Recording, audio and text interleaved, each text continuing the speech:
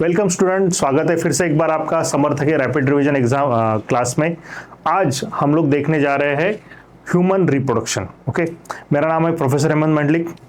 ये जो चैप्टर है ह्यूमन रिप्रोडक्शन, ये बहुत इंपॉर्टेंट चैप्टर है। 12th का जूलॉजी का पहला चैप्टर है ये। Okay, and it's a big chapter, very very important chapter और बहुत इंटरेस्टिंग भी है। ओके, इस क्वेश्चन चैप्टर पे हमें कम से कम चार या तीन, ओके, 4 और 3 MCQs हर साल देखने को मिलते हैं। 3-4 ऐसे होते हैं, कभी कभी 5 भी हो जाते हैं। Okay, and if you count the reproductive health तो 5 से 6 क्वेश्चन इसके ऊपर बन सकते हैं। मतलब human reproduction and reproductive health दोनों को मिला के 5 से 6 क्वेश्चन इस चैप्टर पे बनते हैं, दोनों चैप्टर पे। तो काफी इंपॉर्टेंट चैप्टर है। Okay, exam point of view ये चैप्टर बड़ा है, लेकिन ह्यूमन रिप्रोडक्टिव हेल्थ जो है वो काफी छोटा चैप्टर है। ओके, दोनों भी चैप्टर बहुत इंपॉर्टेंट है और टेक्निकल सब्जेक्ट है थोड़ा सा ये। ठीक है, तो अच्छे से करिए। चलो तो डिस्कस करते हैं इसके एमसीक्यू हम लोग आज। तो पहला एमसीक्यू जो है वो इसी साल का है, 26 का। ये मैच द पेयर दिया है अपने को यहाँ पे। ओके, एम्ब्रियोनिक डेवलपमेंट और various month of pregnancy. Okay, so foetus movement starts and hair appears out of head. Okay, तो हेड पे हेयर आते हैं और फीटस की मूवमेंट स्टार्ट होती है। तो कब स्टार्ट होती है ये फीटस की मूवमेंट स्टार्ट होती है? याद रखना बच्चों, 5th मंथ में। ओके, सो 20 वीक हम लोग इसको कह सकते हैं। ठीक है, तो 5th मंथ मतलब 20 वीक। ठीक है, यहाँ पे स्टार्ट होती है। फीटस डेवलप्स एंड डिजिट्स, ये मुझे लगता है कोई थोड़ी प्रिंटिंग मिस्टेक हुई है बच्चों इस पे। ठीक है, थोड़ा एडजस्ट कर लीजिए। तो फीटस डेवलप्स, फीटस की डेवलपमेंट होती है और डिजिट बनते हैं। ठीक है, तो ये कब होता है? ये लगभग इसके 2 वीक में हो जाएगा। ठीक है,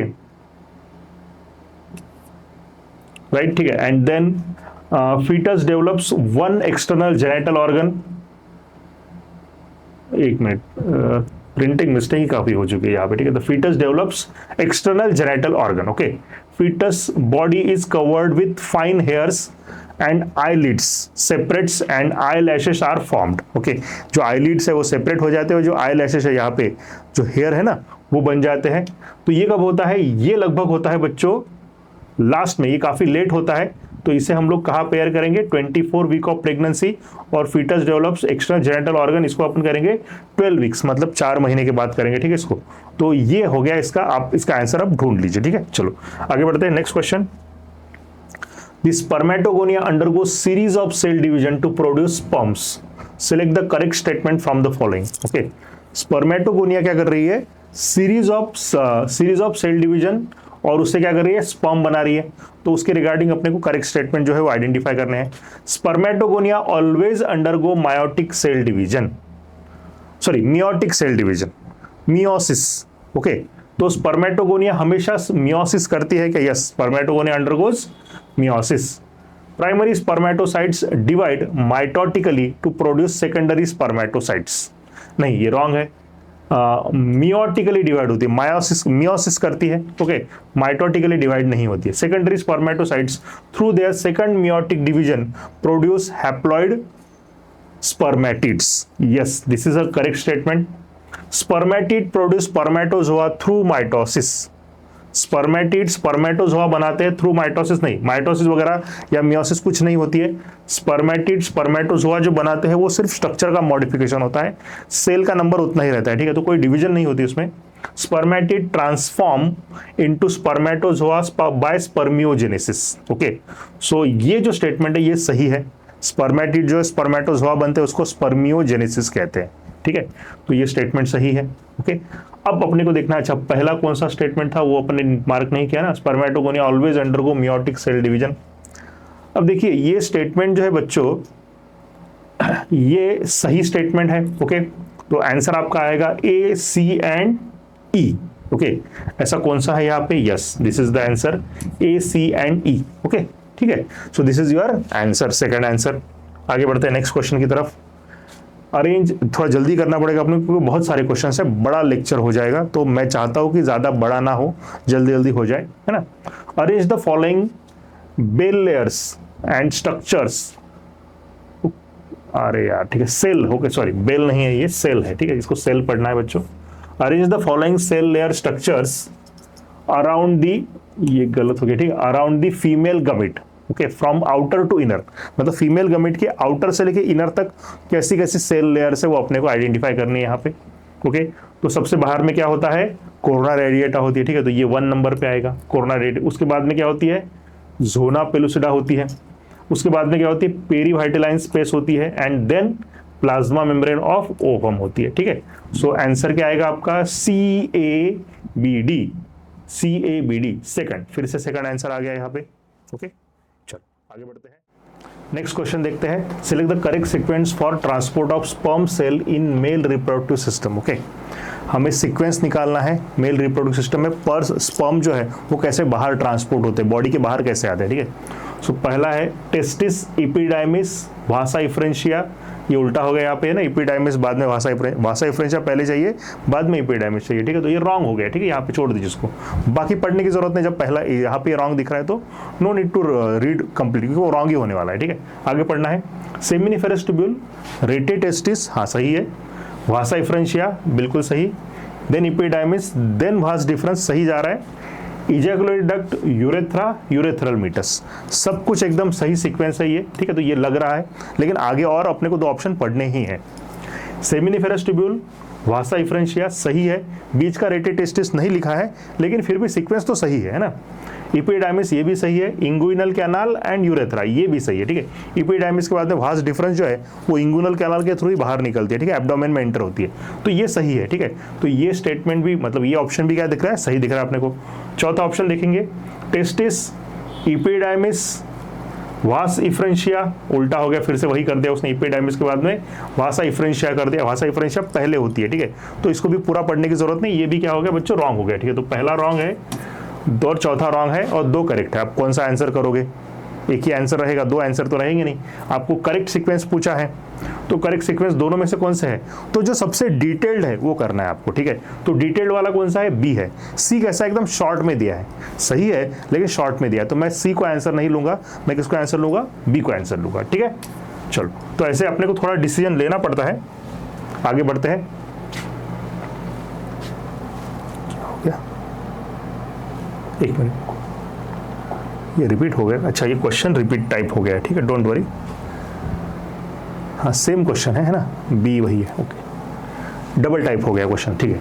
capacitation occurs in, what is capacitation of sperm, ये कहा होता है, ये फीमेल रिप्रोडक्टिव ट्रैक्ट में होता है, ठीक है। तो एपिडाइमिस में होता है कि नहीं, was difference female reproductive tract, rete testis, answer is C, female reproductive tract. Simple question है, which of the following depict the correct pathway of transport of form, फिर वही क्वेश्चन आया है, बस थोड़ा अलग रहेगा बस, लेकिन रिपीट क्वेश्चन है, देखिए, rete testis, vas deferens, efferent ductules, मतलब वासा इफ्रेंशिया, डिफरेंस के बाद में इफरेंस लिख रहा है तो ये गलत हो गया, यहाँ पे पढ़ना नहीं आगे, इफरेंट डक्ट्यूल्स, इफ्रेंशिया, रेटेटेस्टिस, फिर उल्टा हो गया, रेटेटेस्टिस से पहले इफ्रेंशिया आता है, इफरेंट डक्ट्यूल मतलब वासा इफ्रेंशिया, ओके, रेटेटेस्टिस, इफरेंट डक्ट्यूल्स, इफ्रेंशिया है ना, then epididymis, then vas deferens, ये सही है, ओके, ठीक है, तो सी सही है।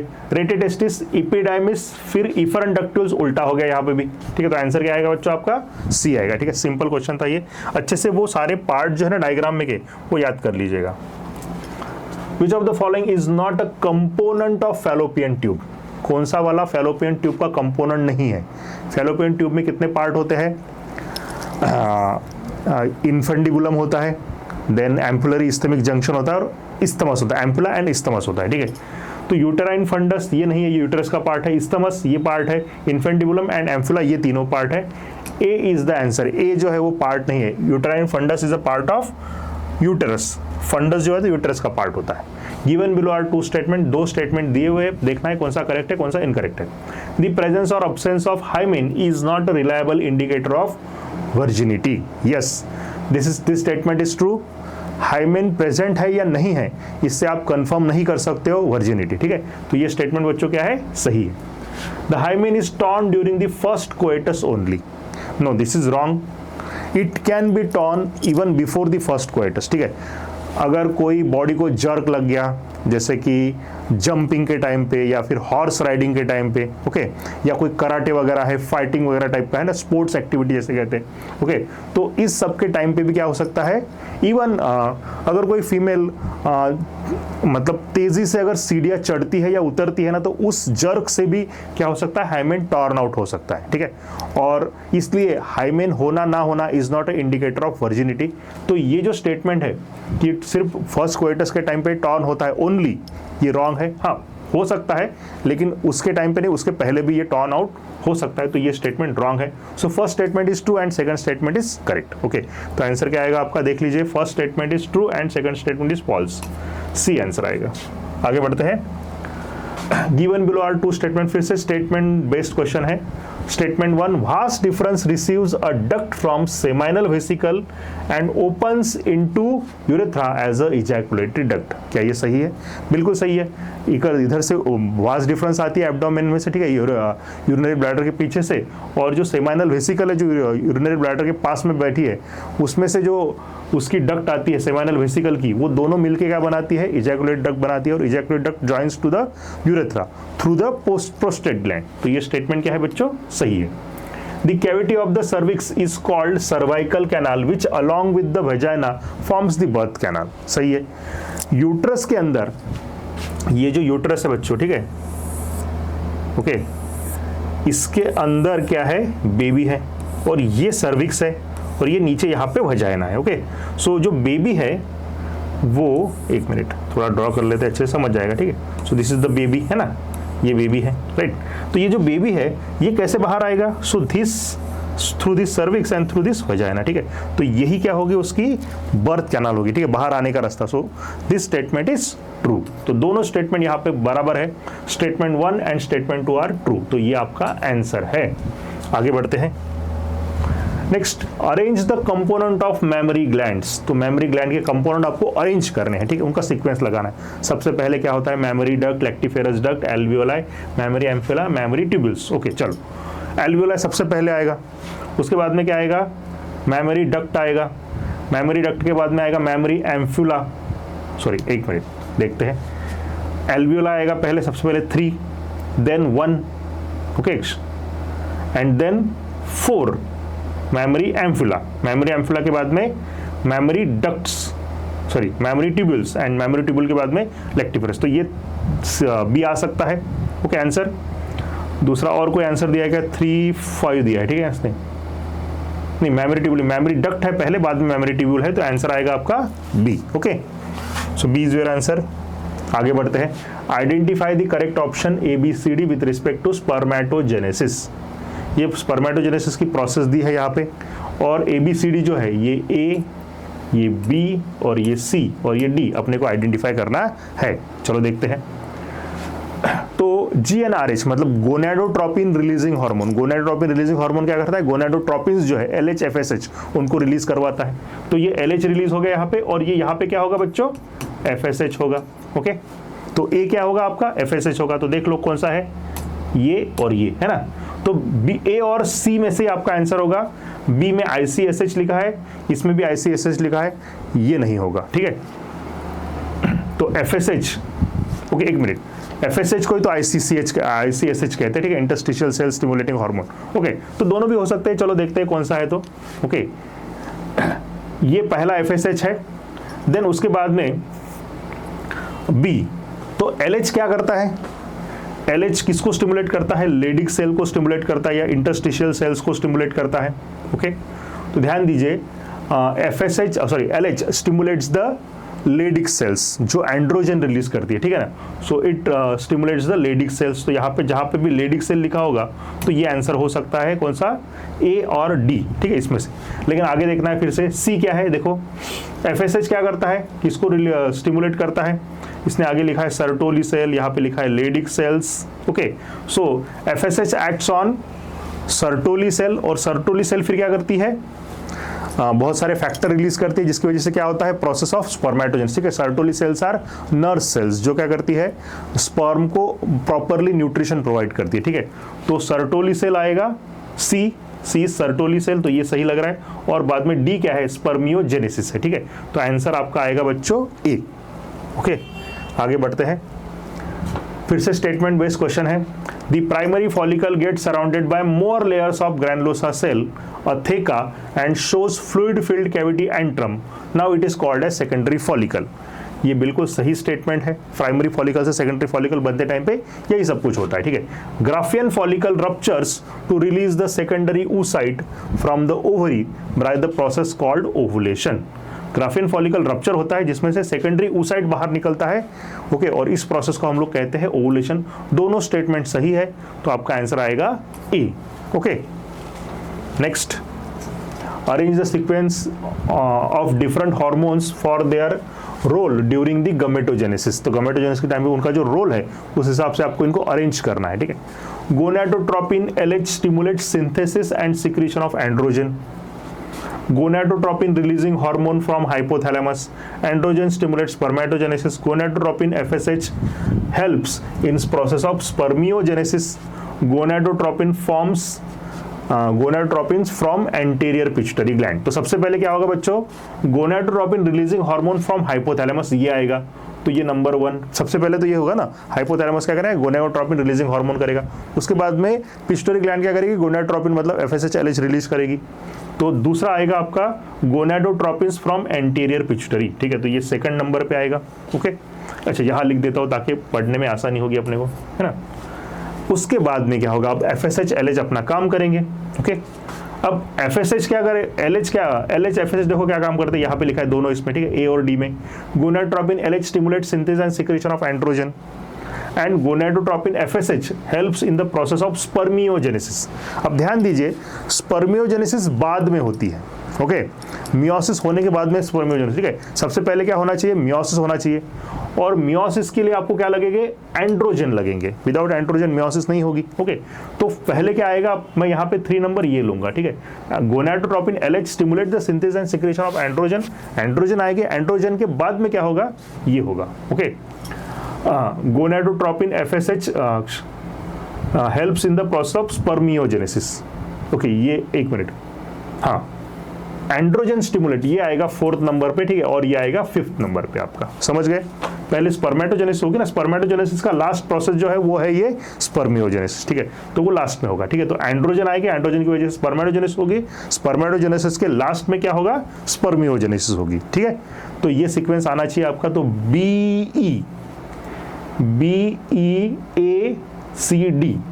BEACD, तो पहला ही ऑप्शन अपने को मिल गया यहाँ पे, दूसरा कोई है क्या, BECAD नहीं है, ठीक है। तो A इज योर आंसर। वैसे अगर आप ये भी पहचान लेते थे gonadotropin releasing hormone from hypothalamus 1, तो उसमें B जो पहला A ही दिया है तो वही आंसर निकल सकता था, पूरा पढ़ने की भी जरूरत नहीं पड़ती थी। चलो आगे देखते हैं। फिर से स्टेटमेंट बेस्ड क्वेश्चन है, बहुत सारे हैं, देखो statement based. The release of sperm into seminiferous tubule is called spermiation, ये सही है, ओके। इसको स्पर्मिएशन कहते हैं। Spermiogenesis is the process of formation of sperm from spermatogonia, नहीं ये रॉन्ग है, इसको स्पर्मेटोगोनिया से नहीं कहते, ठीक है। स्पर्मेटिड से स्पर्मेटोजोआ बनने की जो प्रोसेस है उसको स्पर्मियोजेनेसिस कहते हैं। तो statement 1 is true and statement 2 is false, okay. So statement 1 is true but statement 2 is false, ये आएगा आपका आंसर बी। नेक्स्ट क्वेश्चन की तरफ बढ़ते हैं। Which of the following statements are true for spermatogenesis but do not hold true for oogenesis? यहाँ पे for रह गया है, ओके। तो ऐसा स्टेटमेंट अपने को ढूंढना है जो स्पर्मेटोजेनेसिस के लिए तो सही है लेकिन oogenesis के लिए सही नहीं है, okay. It result in formation of haploid गमिट, ये तो दोनों के लिए ट्रू है ना। स्पर्मेटोजेनेसिस के लिए ट्रू होना चाहिए, oogenesis के लिए नहीं होना चाहिए, ठीक है। लेकिन दोनों प्रोसेस से क्या होता है, हैप्लॉइड गमिट बनते हैं, है ना। स्पर्म और ओवम दोनों क्या होते हैं, हैप्लॉइड होते हैं, तो ये तो दोनों के लिए एप्लीकेबल है, तो इसको अपन नहीं कंसिडर करेंगे, ठीक है। Differentiation of gamete occurs after the completion of meiosis, okay. Differentiation, gamete का जो डिफरेंशिएशन है, ओके, वो मायोसिस के बाद में होता है। यस, गमिट किसे कहते हैं, गमिट मतलब स्पर्म एंड ओवम, ओके। अब ओवम जो है उसमें मियोसिस अभी कंप्लीट नहीं हुई है, स्पर्म में मियोसिस कंप्लीट हो चुकी है। मियोसिस होने के बाद में स्पर्मेटिड बनते हैं, उसके बाद में स्पर्मेटोजोआ बनते हैं, और स्पर्मेटोजोआ फिर जब अच्छे खासे मैच्योर हो जाते हैं तो अपन उसको स्पर्म कहते हैं। Spermatozoa and sperm are same, okay. तो तो पहले मियोसिस होगी, बाद में डिफरेंशिएशन होगा, फिर गमेट बनेंगे। ओके, लेकिन oogenesis में क्या है, oogenesis में मियोसिस कंप्लीट होने से पहले ही उसको अपन गमेट बोल देते हैं। ओके, जो ओवुलेशन होता है उसके टाइम पे अपन कहते हैं ना ओवम रिलीज हो गया, गमिट रिलीज हो गया, फीमेल गमिट, लेकिन उसमें कहा सेकंड मियोसिस कहाँ कंप्लीट है, उसमें है ही नहीं, है ना। सो ये जो पॉइंट है बच्चों, ये क्या है, ये अप्लीकेबल है उस दोनों के लिए जो स्पर्मेटोजेनेसिस में होता है लेकिन oogenesis में नहीं होता है। ठीक है, सो ये इसको करेक्ट कहूंगा मैं। Meiosis occurs continuously in mitotically dividing stem cell population. Yes, ये स्पर्मेटोजेनेसिस के टाइम पे तो ट्रू है। ओके, जो सेमिनिफेरस ट्यूब्यूल में जो स्पर्मेटोगोनिया होती है वो माइटोटिकली डिवाइड होती है, अपना नंबर बढ़ाती रहती है और फिर क्या करती रहती है, कंटिन्यूसली प्यूबर्टी के बाद में मियोसिस करती रहती है और स्पर्म बनाती रहती है। ठीक है, तो ये प्रोसेस तो इनमें तो सही है, लेकिन oogenesis में ऐसा होता है क्या, कंटिन्यूसली मियोसिस चलती रहती है? नहीं, मियोसिस कब होगी, एम्ब्रियोनिक स्टेज में स्टार्ट हो जाती है और अटक जाती है, फिर उसके बाद में रुक जाएगी। ओके, तो कंटिन्यूस नहीं है और माइटोटिकली मियोटिकली डिवाइड नहीं, एक बार माइटोटिकली डिवाइड हो गई है उसके बाद में फिर धीरे धीरे मायोसिस करेगी, लेकिन एक साथ ऐसा मायोसिस और माइटोसिस एक साथ चल रहा है ऐसा नहीं होगा। ठीक है, तो ये स्टेटमेंट भी बच्चों क्या है, अप्लीकेबल है यहाँ पे। Okay, it is controlled by the luteinizing hormone and follicle stimulating hormone secreted by anterior pituitary. दोनों भी प्रोसेस एफएसएच और एलएच से कंट्रोल होती है, तो ये स्टेटमेंट इसके लिए ट्रू होल्ड नहीं करेगा। ठीक है, इसके लिए अप्लीकेबल नहीं होगा। It is initiated at puberty, yes, ये स्पर्मेटोजेनेसिस के लिए तो सही है लेकिन oogenesis के लिए सही नहीं है। oogenesis start even before the birth, embryonic stage में स्टार्ट हो जाती है। ओके, लेकिन स्पर्मेटोजेनेसिस कब स्टार्ट होती है, मेल के प्यूबर्टी के बाद। तो ये स्टेटमेंट भी क्या है, अप्लीकेबल है। तो कौन से स्टेटमेंट अप्लीकेबल है, second, third and fifth. Okay, तो देखो कहाँ पे है, second, third, second, fourth, second, third and fifth. Okay, तो आंसर आएगा आपका सी, थर्ड और फिफ्थ। ठीक है, आंसर क्या आएगा, सी ही आएगा आपका। चलो नेक्स्ट क्वेश्चन की तरफ बढ़ते हैं। Eight which stage of life the oogenesis process is initiated, कब शुरू होती है, एम्ब्रियोनिक स्टेज में शुरू होती है ना। तो embryonic development, birth, adult, puberty, क्या आएगा आंसर, ए आएगा। ठीक है, वेरी सिंपल क्वेश्चन। आगे बढ़ते हैं। Meiotic division of secondary oocyte is completed. Okay, 2020 नहीं है वो ईयर लिखा है। ठीक है, वो meiotic division of secondary oocyte कब कंप्लीट होती है, at the time of copulation, नहीं। After zygote formation, zygote formation के बाद में कैसे कंप्लीट हो सकती है ना, ये भी गलत लग रहा है। ठीक है, at the time of fusion of sperm with ovum, yes ये सही है। प्रायर टू ओवुलेशन, नहीं ये भी नहीं। तो जो मियोसिस है ओवम की, वो कब कंप्लीट होती है, जब स्पर्म ओवम के अंदर एंट्री कर रहा होता है, तब वो सेकेंडरी मायोसिस, सॉरी मियोसिस 2 जो है वो कंप्लीट होने लगता है। ओके, तो आंसर आएगा आपका बच्चों सी। नेक्स्ट क्वेश्चन देखेंगे। The difference between spermiogenesis and spermiation is, spermiogenesis क्या है, spermiogenesis means formation of spermatozoa from spermatid। Meiosis के बाद में क्या होता है, स्पर्मेटिड बनते हैं, 4 बल्कि सर्कुलर टाइप की सेल बनती है जो फिर स्ट्रीमलाइन बन के बिल्कुल स्पर्म का शेप ले लेती है, उसको वो है कि स्पर्मेटोजोआ। तो स्पेरिकल से जो शेप है वो जो लेने की प्रोसेस है उसको कहते हैं spermiogenesis. Okay, and what is spermiation, spermiation मतलब जो सर्टोली सेल्स है, नर्स सेल्स, इनके पास में स्पर्म बैठे हुए होते हैं, इनमें फंसे हुए होते हैं न्यूट्रिशन लेने के लिए, वहां से वो निकलते डिटैच होते हैं और सेमिनिफेरस ट्यूब्यूल में से बाहर आने लगते हैं, रेटी टेस्ट वगैरह में आते हैं, तो उसको अपन कहेंगे स्पर्मिएशन। ओके, तो पढ़ते हैं अभी ऑप्शन देखो। In spermiogenesis spermatids are formed while in spermiation spermatozoa are formed, नहीं रॉन्ग है ये। In spermiogenesis, spermatozoa are formed, while in spermiation, spermatids are formed. ये भी wrong है। Okay. In spermiogenesis, spermatozoa are formed, while in spermiation, spermatozoa are released from the Sertoli cell into the cavity of seminiferous tubule. ये सही लग रहा है मुझे, है ना? Next, in spermiogenesis, spermatozoa are formed. Spermatozoa forms, Sertoli cells are released. अच्छा, ये स्पर्मियोजेनेसिस को कह रहा है, नहीं ये रॉन्ग हो गया यहाँ पे। ठीक है, इनटू द कैविटी और while spermiation spermatozoa are form. ठीक है, तो ये रॉन्ग हो गया बच्चों, आंसर आपका यही आएगा सी। ओके, ठीक है, आगे बढ़ते हैं। Select the incorrect statement. FSH stimulate the Sertoli cell which helps in spermiogenesis. Okay, तो ये बच्चों सही स्टेटमेंट है। LH triggers ovulation in ovary, ये भी सही है। LH and FSH decreases gradually during the follicular phase. Follicular phase मतलब पहली फेज, पहली फेज में LH FSH डिक्रीज नहीं होते हैं, स्लोली इंक्रीज होते हैं। At the end of follicular phase they are at the high, इसी की वजह से फिर क्या होता है, ओवुलेटरी फेज आती है। तो ये स्टेटमेंट बच्चों क्या लग रहा है, रॉन्ग लग रहा है। LH trigger the secretion of androgen from the Leydig cells, ये भी सही है।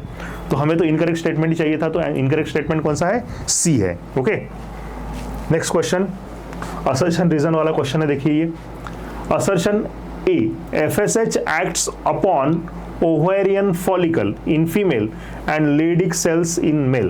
ओके, ध्यान दीजिए, FSH जो है ये कह रहा है कि उसका फंक्शन क्या है। हमें पहले असर्शन करेक्ट है या इनकरेक्ट है आइडेंटिफाई करना है, फिर रीजन आइडेंटिफाई करना है, एंड देन फिर हमने को देखना है कि वो उसका करेक्ट एक्सप्लेनेशन है या नहीं है। Okay, FSH acts upon the ovarian follicle, yes ovarian follicle के ऊपर एक्ट होता है, इन फीमेल बराबर है, and Leydig cells in male. Okay, ये दोनों स्टेटमेंट लेडिक सेल्स के ऊपर FSH एक्ट नहीं होगा, लेडिक सेल्स के ऊपर होगा LH एक्ट। ओके, तो ये स्टेटमेंट बच्चों क्या हो गया, रॉन्ग हो गया है। Growing ovarian follicle secretes oestrogen in female while interstitial cell secretes androgen in male human being. Ovarian follicle क्या सिक्रेट करता है, ईस्ट्रोजन सिक्रेट करता है, बराबर है फीमेल में, और जो इंटरस्टिशियल सेल्स है ओके सेमिनिफेरस ट्यूब्यूल के बीच में, वो एंड्रोजन रिलीज करती है मेल में, ये रीजन सही है। Okay, so assertion is false and reason is true, ऐसा कुछ आएगा। Assertion is false but reason is true, आपका आंसर आएगा डी। ओके, सिंपल था क्योंकि ये रॉन्ग हो गया, इसकी वजह से सिंपल है ये, बस आपको ये रॉन्ग है ये आइडेंटिफाई करना है। आगे बढ़िए, फिर से असर्शन रीजन है, देखिए endometrium is necessary for implantation of blastocyst, yes सही है। एंडोमेट्रियम के बना कैसे इम्प्लांटेशन हो सकता है, ठीक है, तो statement is correct. Okay, reason in absence of fertilization the corpus luteum degenerates that causes disintegration of endometrium। Okay, ये भी स्टेटमेंट सही लग रहा है कि in absence of fertilization corpus luteum degenerate हो जाता है, प्रोजेस्टेरॉन की लेवल डिक्रीज होने लगती है, और इसकी वजह से क्या होता है, एंडोमेट्रियम डिजेनरेट हो जाता है। ठीक है, तो ये दोनों स्टेटमेंट सही है बच्चों। ओके, तो अब अपने को रीजन है कि नहीं, मतलब ए है या बी है, ये आंसर देखना है ना, तो हम पढ़ेंगे अभी इसको। Endometrium is necessary for the implantation of blastocyst because in absence of fertilization the corpus luteum degenerates that causes disintegration of endometrium। कुछ मीनिंग नहीं निकल रहा है ना, तो अलग अलग स्टेटमेंट है दोनों भी, तो इसलिए अपन आंसर क्या करेंगे इसका, ओके ये करेंगे, ठीक है, both A and R are true but R is not correct explanation of A, answer आएगा आपका बी। ओके, चलो आगे देखते हैं। Which of the following hormone level will cause release of ovum from the Graafian follicle? Okay, कौन सा जो hormone है उसकी वजह से ओवुलेशन होता है, तो ओवुलेशन क्यों होता है, LH के सर्ज की वजह से, ज़्यादा LH होने की वजह से। ठीक है, वो देखिए याद रखिए उस टाइम पे LH भी ज़्यादा होता है, FSH भी ज़्यादा होता है, और ईस्ट्रोजन भी ज़्यादा होता है, तीनों हार्मोन ज़्यादा होते हैं, लेकिन मेन रिस्पॉन्सिबल हार्मोन कौन सा है, LH है। पहला आंसर क्या आएगा, LH आएगा। ठीक है, देखते हैं अभी क्या है। हाई कॉन्सेंट्रेशन ऑफ प्रोजेस्टेरॉन, नहीं, प्रोजेस्टेरॉन का तो कॉन्सेंट्रेशन उस टाइम पे बहुत कम होता है। ठीक है, low concentration of LH, wrong है ये। लो कॉन्सेंट्रेशन ऑफ FSH, ये भी नहीं है। हाई कॉन्सेंट्रेशन ऑफ ईस्ट्रोजन, देखिए सबसे पहला नाम आना चाहिए LH FSH का, वो ज़्यादा है, उसके बाद में ईस्ट्रोजन का नाम आना चाहिए। ओके, लेकिन यहाँ पे देखिए जो FSH LH है उनको इसने लो कह दिया है, तो इसलिए हमें आंसर क्या लेना पड़ेगा यहाँ पे बच्चों, हाई कॉन्सेंट्रेशन ऑफ ईस्ट्रोजन। चलो, तो अच्छा क्वेश्चन था ये। No new follicle develop in the luteal phase of the menstrual cycle because, luteal phase जो है ओके उसमें प्रोलिफरेटिव फेज में उसमें न्यू फॉलिकल क्यों नहीं डेवलप होता है, क्यों नहीं होता है, देखते हैं। Both FSH and LH levels are low in the luteal phase. Okay, हाँ थोड़ी लो होती है, ये बाद में डिक्रीज हो जाती है। ठीक है, follicles do not remain in the ovary after ovulation, follicle तो वही रहता है। ठीक है ना। FSH levels are high in the luteal phase, LH levels are high in the luteal phase, नहीं दोनों नहीं आएगा, क्या आएगा, both FSH and LH levels are low in the luteal phase। तो इनके ना होने की वजह से क्या होता है, वो नए फॉलिकल को स्टिमुलेशन नहीं मिलता है, वो नहीं डेवलप होता है। ठीक है, और दूसरा प्रोजेस्टेरॉन ईस्ट्रोजन दोनों है जो क्या करते हैं, FSH LH को रिलीज नहीं होने देते हैं और एक तरह से फॉलिकल के डेवलपमेंट को रोक देते हैं। ठीक है, तो आंसर क्या आएगा आपका, ए आएगा। नेक्स्ट मैच द पेयर है, proliferative phase, secretary phase, menstrual phase, ठीक है, तीन ही दिए हैं। उसमें क्या क्या होता है, शायद breakdown of endometrial lining, follicular phase, okay, and luteal phase. तो प्रोलिफरेटिव फेज को क्या कहते हैं अपन, ल्यूटियल फेज कहते हैं, क्या कहते हैं, luteal phase, okay. Secretary phase is follicular phase, okay, and menstruation is the breakdown of endometrial lining, okay। चलो, तो ये आएगा proliferative phase is luteal phase, okay। secretory phase क्या आएगी, follicular phase आएगी, और menstrual phase क्या आएगी, breakdown of endometrial lining। आप आंसर देख लीजिए, सिंपल है ये। receptor for sperm binding in mammal are present on, sperm binding वाले जो receptors है वो कहाँ प्रेजेंट होते हैं, zona pellucida, corona radiata, vitelline membrane, perivitelline space, they are present on zona pellucida, okay. Zona pellucida के ऊपर फर्टिलाइजेशन कोन तैयार होता है, वो कोन ही क्या है, रिसेप्टार है, ओके। तो जोना पेलुसिडा आंसर आएगा। Next, placenta, zona pellucida, bulbo urethral gland, Leydig cells, androgen, human chorion gonad, है, उसका फंक्शन लिखा है, चलो देखते हैं। प्लेसेंटा क्या करती है, androgen, human chorion gonadotropin, layer of ovum, lubrication of penis, नहीं। प्लेसेंटा का क्या आएगा बच्चों, सेकंड आएगा human chorionic gonadotropin, placenta forms HCG। Zona pellucida, androgen, layer of ovum, lubrication, नहीं। जोना पेलुसिडा क्या आएगा, लेयर ऑफ ओहम आएगा। बल्बो यूरेथ्रल ग्लैंड, ये लुब्रिकेशन ऑफ पेनिस आएगा, और Leydig cells are androgen secrete करती है, ठीक है। तो ये आएगा आपका match the pair. Next, select the correct sequence of events, sequence, ठीक है। Gametogenesis, gamete transfer, syngamy, zygote, cell differentiation, cell division, organogenesis, okay. तो सीक्वेंस लगाना अपने को। सबसे पहले क्या होता है, गमेटोजेनेसिस होती है, गमिट फॉर्म होते हैं, उसके बाद में गमिट का ट्रांसफर होगा, स्पर्म जाएंगे ओवम के पास में, उसके बाद में फर्टिलाइजेशन होगा, सिनगैमी, बराबर है, उसके बाद में जाइगोट बनेगा, बराबर है, उसके बाद में सेल डिफरेंशिएशन होगा, फिर सेल डिवीजन होगा, नहीं यहाँ पे ये गलत हो गया है, पहले सेल डिवीजन होगा, फिर सेल डिफरेंशिएशन होगा, फिर ऑर्गेनोजेनेसिस होगी, ठीक है। तो ये पहला क्या आएगा बच्चों, रॉन्ग आएगा, ओके।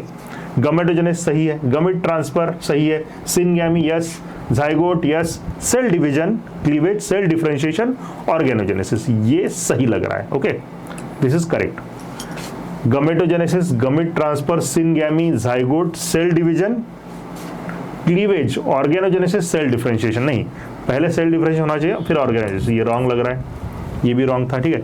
गमेटोजेनेसिस, सिनगैमी, बाद में गमिट ट्रांसफर, नहीं, ये रॉन्ग हो गया यहाँ पे, ठीक है। तो आंसर आपका बच्चों क्या आएगा, बी आएगा, ठीक है। सिंपल क्वेश्चन है, ज्यादा डिफिकल्ट नहीं था ये।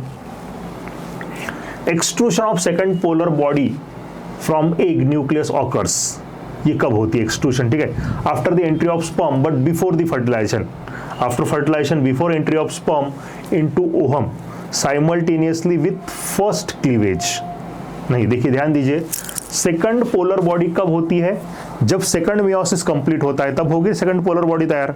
तो सेकंड पोलर बॉडी कब निकलेगी बाहर, जब सेकंड मियोसिस 2 कंप्लीट हो जाएगा तब।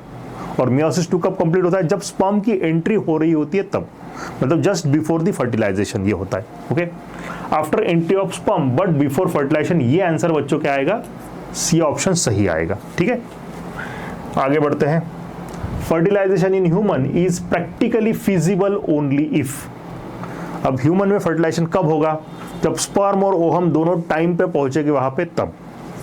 The sperms are transported into vagina after the release of ovum in fallopian tube, okay, हो सकता है। Ovum and sperms are transported simultaneously into ampullary isthmic junction of the fallopian tube, ये ज्यादा सही लग रहा है, इससे ये मुझे ज्यादा सही लग रहा है, ठीक है। Ovum and sperms are transported simultaneously into ampullary isthmic junction of cervix, नहीं, सर्विक्स का ये पार्ट नहीं है, फैलोपियन ट्यूब का पार्ट है, ओके। तो ये नहीं लग रहा है, ये तो सही नहीं लग रहा है ना। The sperms are transported into cervix within 48 hours of release of ovum in the uterus, नहीं, रॉन्ग है। ओहम रिलीज होने के बाद में 48 आवर के अंदर, रॉन्ग हो गया, ठीक है। ये 24 आवर के अंदर चाहिए, ठीक है, 48 आवर नहीं होता, ठीक है। ओहम की लाइफ स्पैन कितनी होती है, 24 आवर होती है, ठीक है। तो ये भी गलत हो गया है। ये दोनों सही लग रहे थे, लेकिन इसमें से मुझे क्या लग रहा था, सेकंड वाला ज्यादा करेक्ट लग रहा था, क्योंकि उसमें फैलोपियन ट्यूब वगैरह प्रॉपरली दिया हुआ है, ठीक है। आगे बढ़ते हैं, फिर से असर्शन रीजन दिख रहा है। During pregnancy the level of thyroxine is increased in the maternal blood, तो प्रेगनेंसी के टाइम पे थायरॉक्सिन जो मैटरनल ब्लड में बढ़ता है क्या, यस बढ़ता है, ओके। ज़रूरत होती है, क्योंकि उस थायरॉक्सिन की वजह से क्या होगा, बेबी जो है, फीटस जो है, उसके टिश्यू वगैरह डेवलप हो जाएंगे, ठीक है। तो इसलिए ये होता है। Pregnancy is characterised by metabolic changes in the mother. Okay, mother की बॉडी में प्रेगनेंसी के टाइम पे मेटाबॉलिक चेंजेस होते हैं क्या? यस होते हैं, बहुत सारे चेंजेस होते हैं, ठीक है। It is characterised by metabolic changes, दोनों स्टेटमेंट सही है। तो अब रीजन आएगा कि नहीं आएगा वो देखना है, ठीक है। तो फिर से कैसे पढ़ेंगे, वन बिकॉज लगा के पढ़ेंगे, ठीक है। सो पढ़ते हैं। During pregnancy the level of thyroxine is increased in the maternal blood because pregnancy is characterised by metabolic changes in the mother. ये सही लग रहा है क्या? जी हाँ, ये सही लग रहा है अपने को। ओके, तो इसलिए इसका आंसर क्या आएगा? A and B are true and R is the correct explanation of A. Okay. तो क्या लिखा है? A is not correct. A and R are correct and R is the correct explanation of A. ये लग रहा है, ठीक है, क्योंकि B में क्या लिखा है? Not the correct है, तो ये नहीं आएगा। आंसर क्या आएगा आपका? B आएगा बच्चों, ठीक है। आगे बढ़ते हैं।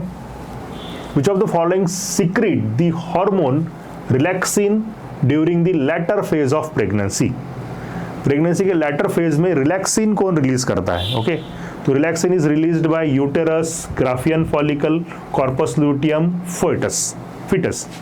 यूटेरस तो नहीं रिलीज करता है, ग्राफियन फॉलिकल होता ही नहीं है लेटर स्टेज में, क्योंकि वो तो ओवुलेशन के बाद में ही खत्म हो जाता है, वो कॉर्पस लूटियम में बन जाता है। हाँ, कॉर्पस लूटियम हो सकता है। फीटस भी रिलैक्सिन नहीं रिलीज करता है, तो आंसर यहाँ पे अपने को क्या लेना पड़ेगा? कॉर्पस लूटियम ही लेना पड़ेगा। आगे बढ़ते हैं। The amnion of mammalian embryo is derived from। अब ये काफी आउट ऑफ क्वेश्चन है बच्चों, ओके, तो ज्यादा टेंशन नहीं लेना है इसका। Ectoderm and mesoderm amnion, okay, endoderm and mesoderm, ectoderm and endoderm, mesoderm and trophoblast. Okay, so amnion जो है, आई थिंक वो मीजोडर्मली डिराइव्ड है, तो आई थिंक आंसर अपन लेंगे मीजोडर्म एंड ट्रोफोब्लास्ट। ओके, आगे बढ़ते हैं। Hormones secreted by placenta to maintain pregnancy are। Placenta कौन से हार्मोन सीक्रेट करती है जो प्रेगनेंसी मेंटेन करती है? चलो पढ़ते, बहुत सारे हार्मोन दिए यहाँ पे। HCG human chorionic gonadotropin, HPL human prolactin, ये भी सीक्रेट करती है। प्रोजेस्ट्रोजन, यस, प्रोलैक्टिन रिलीज नहीं करती, ठीक है, तो ये नहीं आएगा। Then HCG, HPL, oestrogen, relaxin, oxytocin भी रिलीज नहीं करती है, ठीक है, प्लासेंटा ऑक्सीटोसिन रिलीज नहीं करती है। HCG, प्रोजेस्ट्रोजन, ईस्ट्रोजन, ग्लूकोकॉर्टिकॉइड भी नहीं आएगा, यही आएगा फिर शायद, है ना। HCG, HPL, progestogen and oestrogen, yes, D is the answer. यही हार्मोन सीक्रेट करती है, ये वाले हार्मोन सीक्रेट नहीं करती थी, बाकी के सीक्रेट करती है, इसलिए अपन ने यही लिया, यही बेटर है यहाँ पे, डी। आगे बढ़ते हैं। Match the pair. Mons pubis, antrum, trophoectoderm, Nebenkern, okay, embryo formation, sperm, female external genitalia, Graafian follicle, ठीक है। मॉन्स पुबिस क्या आएगा? एम्ब्रियो फॉर्मेशन नहीं आएगा, ठीक है, कहाँ आएगा? फीमेल एक्सटर्नल जेनिटलिया में आएगा, ये 3। एंट्रम कहाँ होती है? ये फॉलिकल के अंदर होती है, तो ग्राफियन फॉलिकल लगाएंगे अपन, ठीक है। ट्रोफोएक्टोडर्म, ओके, ये एम्ब्रियो फॉर्मेशन के टाइम पे होता है। एंड नेबेनकर्न इज अ माइटोकॉन्ड्रिया जो होती है स्पर्म के अंदर की, ठीक है, उनका जो फॉर्मेशन है, अरेंजमेंट है, उसको नेबेनकर्न कहते हैं, ठीक है, एग्रीगेशन। तो ये स्पर्म के रिगार्डिंग सही है, ओके, तो दिस इज योर आंसर। आगे बढ़ते हैं। Several hormones like HCG, HPL, oestrogen, progesterone are produced by. तो ये सारे जो हार्मोन किसके हैं? प्लासेंटा के हैं। Fallopian tube, pituitary gland, ovary, placenta, ठीक है, आंसर आएगा डी। आगे बढ़िए। फिर से असर्शन रीजन आया है। Breast feeding during initial period of infant growth is recommended by doctor for bringing a healthy baby. सही स्टेटमेंट है। ब्रेस्ट फीडिंग जो है शुरू में बहुत इसेंशियल होता है, क्योंकि शुरू में जो कोलेस्ट्रॉम सीक्रेट होता है उसमें काफ़ी सारी एंटीबॉडीज होती है, तो ये स्टेटमेंट बच्चों क्या है? करेक्ट है, ठीक है। Reason, colostrum contains several antibodies absolutely essential to develop the resistance for the new born baby. ये स्टेटमेंट भी सही है। कोलेस्ट्रॉम में बहुत सारी एंटीबॉडी होती है जिसकी वजह से रेजिस्टेंस डेवलप होता है, ठीक है। अब बिकॉज लगा के पढ़ेंगे, दोनों स्टेटमेंट सही है, तो आइडेंटिफाई करना है कि रीजन है या नहीं है, okay. Breastfeeding during initial period of infant growth is recommended by doctor for bringing a healthy baby because colostrum contains several antibodies absolutely essential to develop resistance for a newborn baby। ठीक है, बहुत simple question है, सही से ये लग रहा है कि इसका रीजन है ये करके, okay. So reason is the correct explanation of assertion, ये आएगा आपका। ओके तो आंसर आएगा आपका both A and R correct and R is the correct explanation of A, तो यही आएगा आपका आंसर ए। क्लियर, आगे बढ़ते हैं। Which of these is not an important component of initiation of parturition in humans. Okay parturition का कौन सा कंपोनेंट नहीं है initiation of parturition. Okay release of prolactin, ये तो नहीं लग रहा है ना। Increase in oestrogen and progesterone ratio, ये भी लग रहा है, ठीक है। Synthesis of prostaglandin, release of oxytocin. Release of prolactin जो है ये पार्चुरेशन में कोई मदद नहीं करता है, तो ये उसका इंपॉर्टेंट कंपोनेंट नहीं है। ईस्ट्रोजन प्रोजेस्टेरॉन होते हैं उस टाइम पे, और प्रोस्टाग्लैंडिन और ऑक्सीटोसिन का मेन रोल है। आगे बढ़ते हैं, ये शायद लास्ट क्वेश्चन है अपना। Which of the following hormone is responsible for both the milk ejection reflex and foetal ejection reflex. Okay milk ejection भी है और फीटल इजेक्शन रिफ्लक्स भी है, ठीक है। तो ये हार्मोन कौन सा है बच्चों? रिलैक्सिन है, ईस्ट्रोजन है, प्रोलैक्टिन है, ऑक्सीटोसिन है। Answer is oxytocin. Oxytocin is birth hormone and milk ejection hormone. तो ये फीटल इजेक्शन रिफ्लक्स भी कॉज करेगा, जिसकी वजह से बर्थ होगी बाद में आके, और ये milk ejection, milk memory gland से बाहर निकालने का काम भी कौन करता है? ऑक्सीटोसिन ही करता है, ठीक है। तो मेरी तरफ से इतने ही क्वेश्चन है बच्चों आपके लिए। ओके हमने काफ़ी सारे क्वेश्चन आज डिस्कस कर लिए, लंबा वीडियो हो गया है थोड़ा सा ये, ठीक है। ओके तो आप लोग पढ़ते रहिए और एमसीक्यू सॉल्व कीजिए, काफ़ी इंपॉर्टेंट चैप्टर है ये। अगले वीडियो में हम लोग रिप्रोडक्टिव हेल्थ के क्वेश्चन डिस्कस करेंगे, ठीक है। तब तक के लिए आप लोग पढ़ते रहिए एंड मुझे इजाज़त दीजिए। Thank you very much, all the best, bye bye.